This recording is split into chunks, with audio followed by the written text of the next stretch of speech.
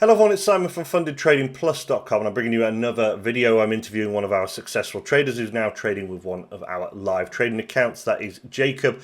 Very interesting story from Jakob as well, where he turned a very small account into a small fortune and then unfortunately lost it again. But he's going to tell you about the lessons he learned from that so that you can avoid doing the same too. Jakob, congratulations on passing our funded trading test and obtaining your live trade account. Thanks for doing this interview. The purpose of this interview is so I can ask you a few questions and give a little bit of insight into your trading, your background, and what sort of has allowed you, or what's given you the skills in order to pass our funded trading test. Right. Well, okay, thank you, Simon. It's good to be here. Yeah, thanks for that. Thanks for taking time. First question is, what made you choose us? Just briefly, it's not something you need to go on for ages about. Well, to make a very long story short, I can boil it down to a couple of things that it took me a very long time to understand how important they are for me.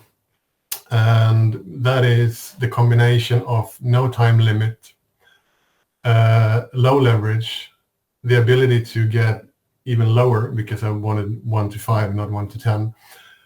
And I would call it accessible stuff. So I'm not always just speaking to a chatbot or customer support, but you can actually, it feels like it's real people. And I noticed that this combination is actually very good for me.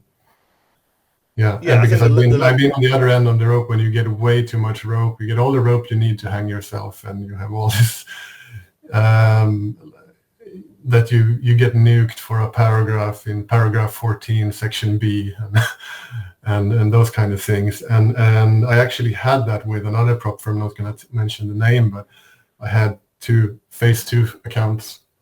Big accounts was 50K drawdown. Was in phase 2 and just got nuked because I had 2 positions on with that was in the same symbol within the same minute. Had it been 1 minute later, it will be fine. And I made a tiny mistake and I was done. So that was like the final nail in the coffin, and I realized this is not for me. I need these special circumstances, and I found them here. And just I know the stress levels go down a lot. It messes with your head when they say you have 30 days and you can pass it in 5, but it just messes with my system. And this, when you have no time limit, it just brings a different, it's better. Difficult to describe, but it makes a big difference. Yeah, I understand what you're saying. I mean, I'm putting my trader's hat on rather than my sort of funded trading plus owner's hat on. It's just going through all the trading tests. It's the same. Essentially, you're talking about, too much leverage is very easy to fail. People are like, why are you offering 1 to 10, or we can do lower? And it's like, because that's plenty with the buying power. It's a point we repeatedly come to. Second one is the hidden rule in some of the clauses where the live account may change from the evaluation that catches you out. Well, the rules are so stringent, like the futures ones. You take 1 too many contracts, you get failed straight away. And then the time limits, which is one of the biggest complaints, to put pressure on you. And all 3 of those things are deliberately there to trip you up, and why we wanted to get rid of those, really. So it's always interesting to and I have to say, it took me maybe 2 years of being in and out of prop firm challenges to understand this. It's not obvious, It takes time to figure it out. It does, and it should be simple and upfront, but it isn't, and that's the way. Just as long as they get the headline figures right, the drawdown and leverage are the ones that people primarily make decisions around, and after that, they don't really critically look at it, and they're also very sneaky. They'll hide it in the contracts and stuff. But not the way we chose to do things anyway. Then the final thing would be the ability to scale your capital. And that relieves pressure further as well. That's an option some people take. A lot of people are sticking with the 100k account as they're finding it's got the buying power, but just giving people that flexibility, I think, is the important thing of a scaling plan as well. So give me a bit of a short history about your trading, sort of, how long you've been trading and how long it's taken you to get to the stage where you are consistently profitable. Okay. This started, I think, about around end of 2015 or something like this. I had absolutely no idea what I was doing. Pretty much everything I did was stupid, except when I was lucky, which was actually far worse. Because as I started paying the entrance fee of doing this with your own money, when you don't have no idea what you're doing. And I would say I went through knowing absolutely nothing to thinking I knew a lot, but I was actually dead wrong on everything. And until I started to discover some deeper truths about the market and how price gets delivered, and I started understanding market manipulations and that sort of things, and I grew up my own perspective on this over the years that I shared with other people that I started to trust the way of thinking. And it didn't take me long until I would like, I know how to read these things. I'm actually super consistent in reading the market, and my timing became extremely good from extremely big amounts of practice. I got very obsessed with getting good at it. That was the one side of it. The other side was I was constantly fighting other parts of me that made it impossible for me to be consistent with. That was more of, it had nothing to do with technical skills, but everything to do with what was under the hood of me. And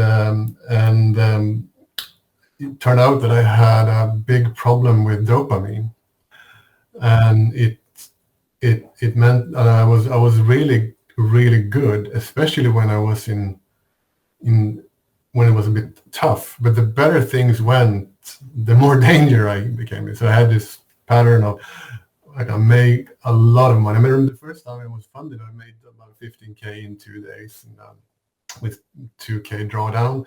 And at the time, I didn't understand how dangerous that was. And then because on the third day, of course, I messed everything up because my head couldn't handle it.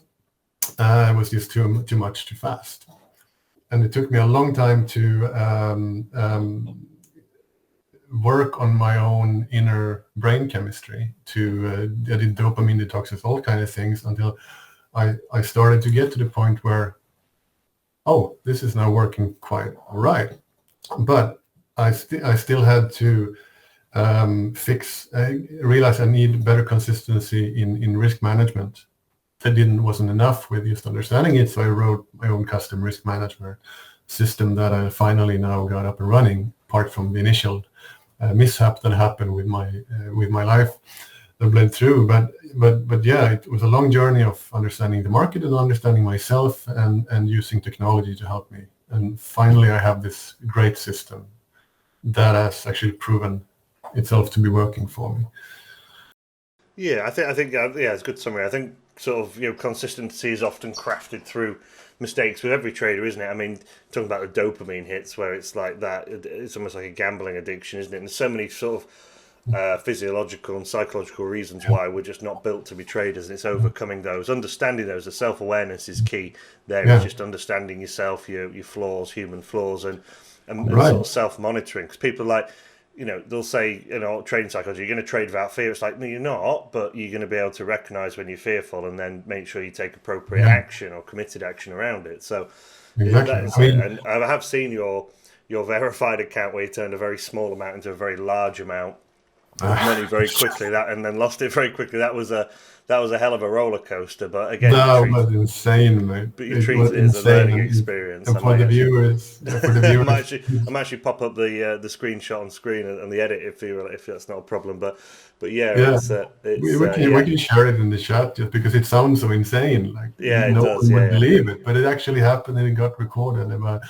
And it's, like I told you, it's wrote in the message that it was probably a world record in getting rewarded for bad behavior.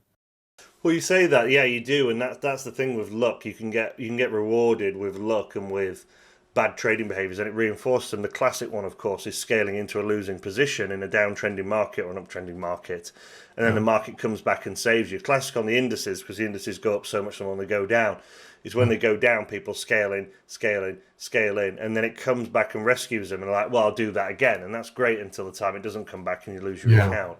So that's exactly, and it happens. And I've done it. That's the thing. If when you're going through this process, you're investing a lot of time and money and emotional distress and all kind of things, and all kind of like you have to work on reducing these emotions and all these kind of things, that you want to get through it so quickly. And that's the dangerous thing. Because Yeah, it is. Yeah, you get suckered into a very, very short-term thinking, don't you?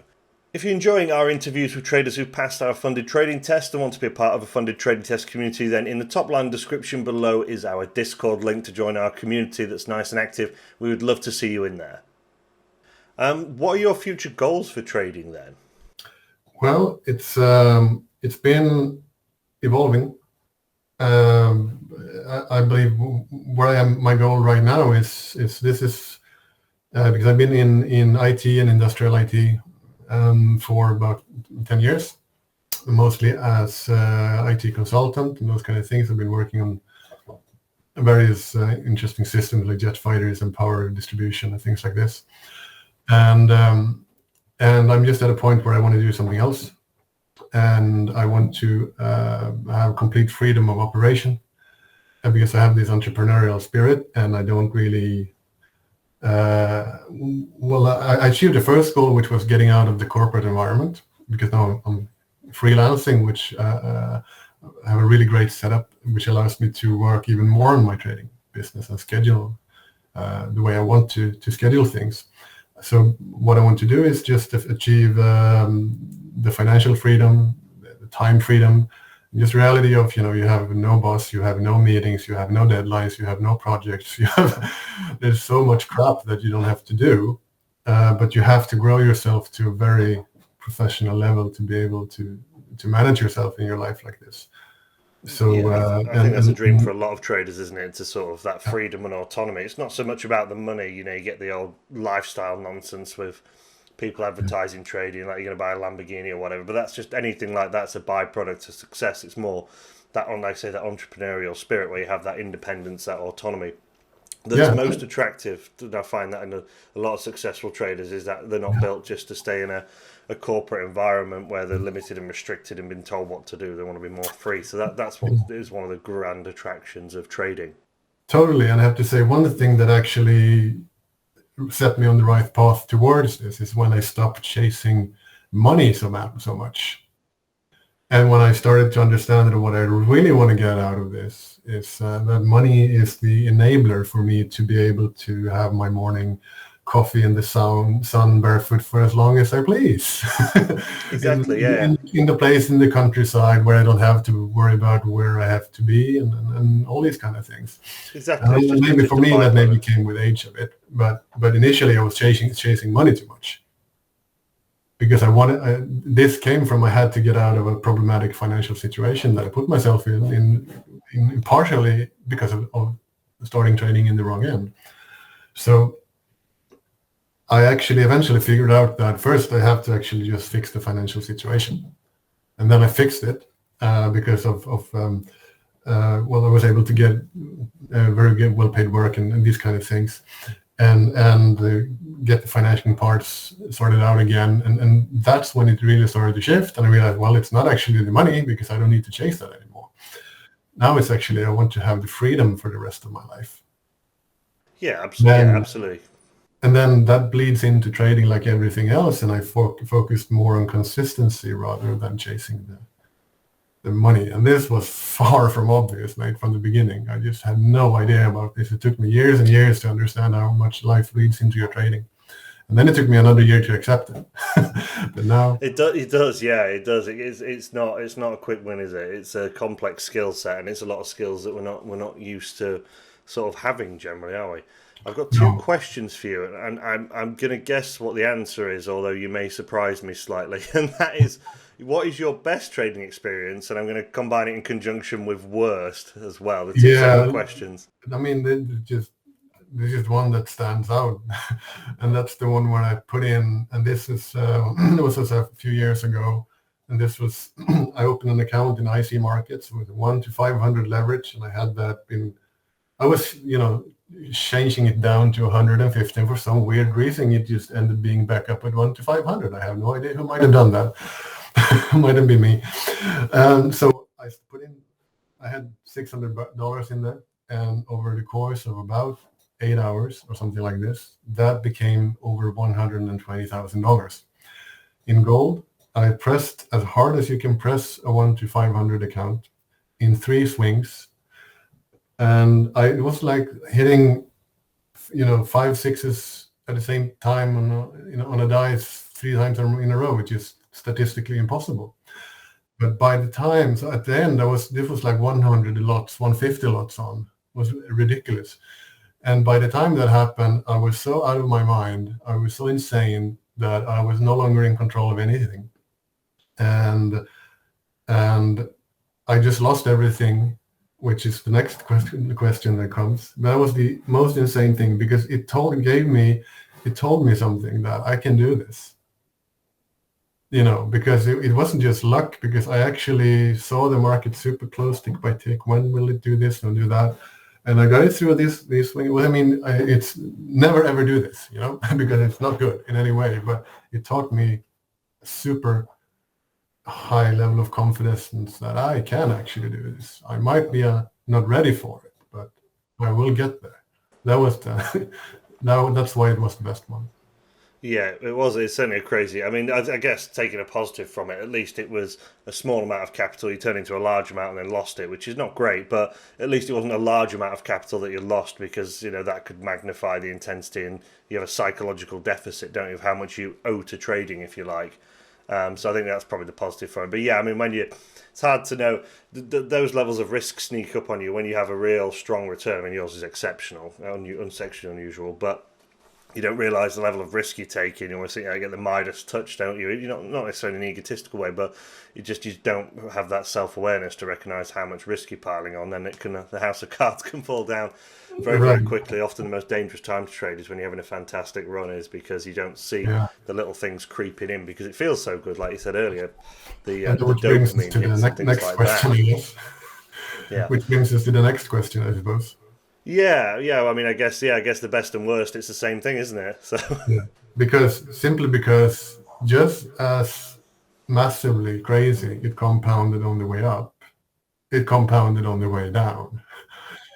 Because as you can imagine, to get to that level of equity from $600, and yes, I don't know how many times it is, you're pressing leverage to a level which is insane. And when that stops working, which is of course eventually would, it just collapsed insanely, because I wasn't exactly decreasing leverage on the way down. I was decreasing at the pace that their system blew me out trade by trade, and that it was completely horrible experience. It took me about days, 4 days, to even just recover from it psychologically. And so I paid a bit of a price. I got whooped around pretty good, but I just lost what I had in the account.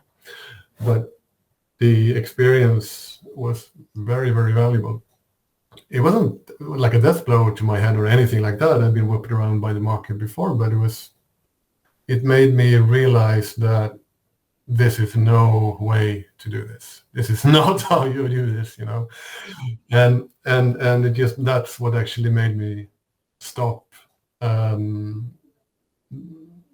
the approach of thinking that there might be a way to get this to work, because there's so much money so fast. And I mean, that's probably what's prompted you to develop such a complex risk management system. I mean, I think that's probably an appropriate transition. You don't have to give away all your secrets, but how do you sort of trade your strategies in a general way? What do you look for? What markets do you trade? What sort of time frames? Just a brief sort of overview of that. Right. Well, I mean, I don't think I can give you anything away that would destroy anything for me, because in the big scheme of things, I'm a tiny plankton in a very big ocean. So I suppose I have a hybrid of intraday and swing trading. I don't have the patience to hold things for weeks yet. I've actually grew my patience up to the point where I can hold things for days. So I hold, and that's the basic of it. I focus mainly on Forex and gold. I try to figure out where other people are wrong, and where, because the market, however that is working, it seeks the liquidity of losers. And I don't subscribe to the model that there are these big institutions out to hunt us retail traders. I believe that's a complete misunderstanding. I believe they are actually, it's more like the smart money funds are hunting the slightly dumber funds. And stops seems to be in quite obvious places, but it also the places where people very commonly think that there's no way price can go there, and it ends up going there. and you know, that's what's so I have a kind of sort of smart money mindset, so to speak. I try to figure out where the big waves begin, and I try to surf them.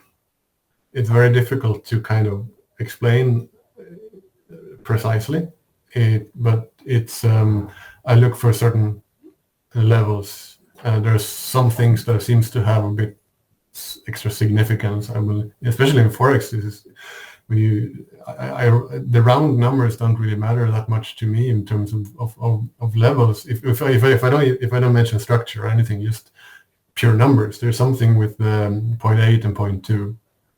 You know, people look at the round numbers and it flushes it up to 0.2 and back down again.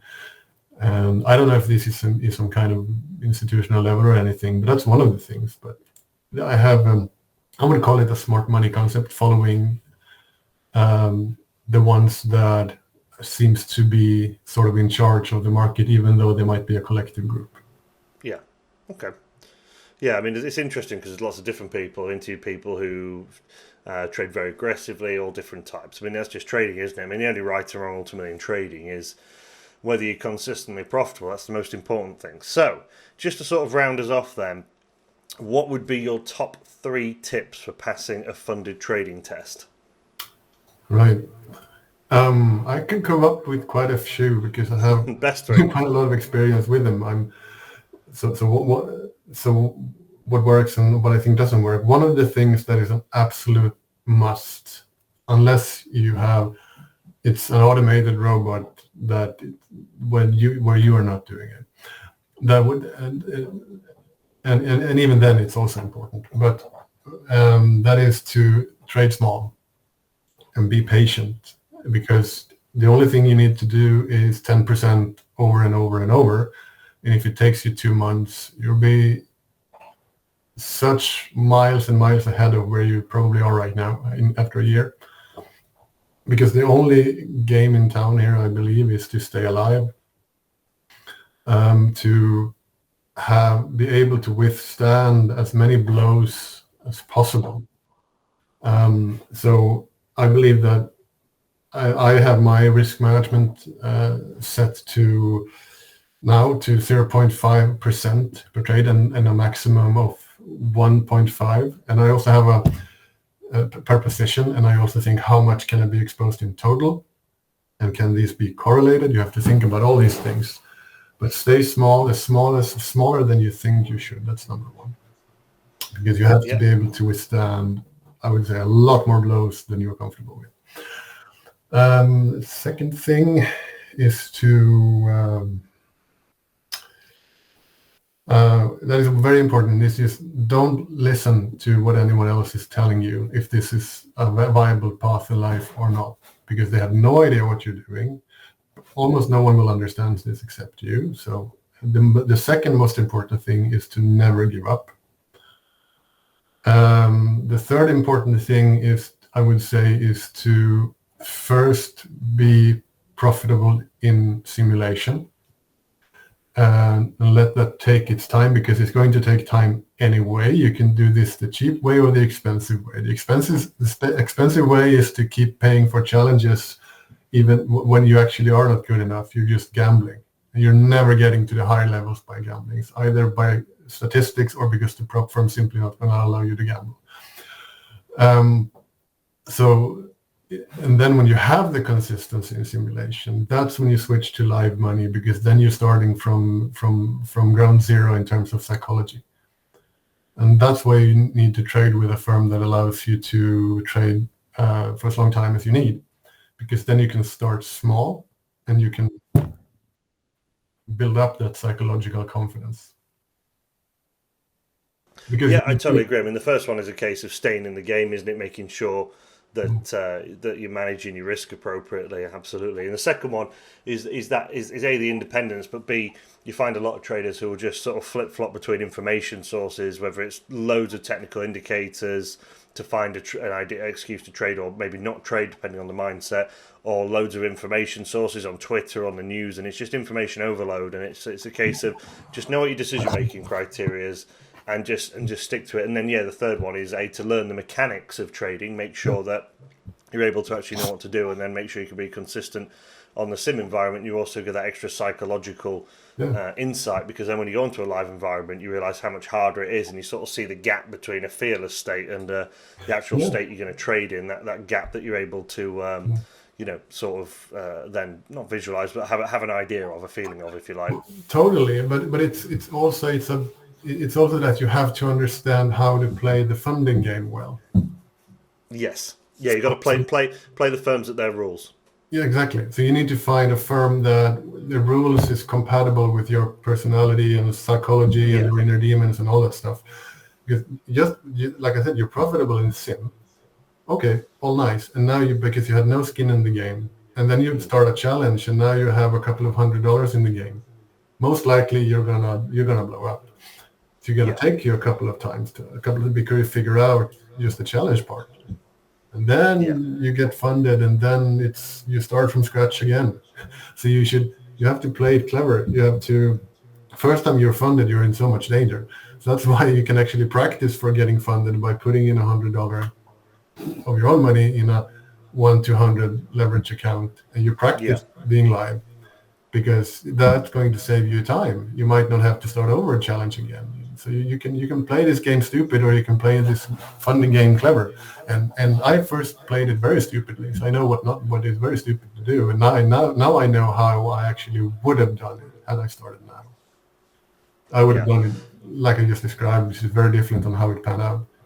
Yeah, absolutely. It's just a case of getting that experience, isn't it, and trying not to, I guess, repeat the same mistakes. It all sounds so simple, but yeah, thank you for taking the time anyway, Jakob. I think people have got some interesting insight into quite a unique position where you made lots of money, then unfortunately gave it back, and vast experience of passing funded tests. I'm sure people will find that very valuable. So thank you for taking the time. Feel free to put the link in the interview to my ethics book if you have it. I can send it to you. Yeah, sure, absolutely, we will do. Yeah, absolutely. But yeah, I'm sure people will be interested to have a closer look at that. But well, thanks very much, and all the best for your live trading account. It was a pleasure, Simon. Have a good day.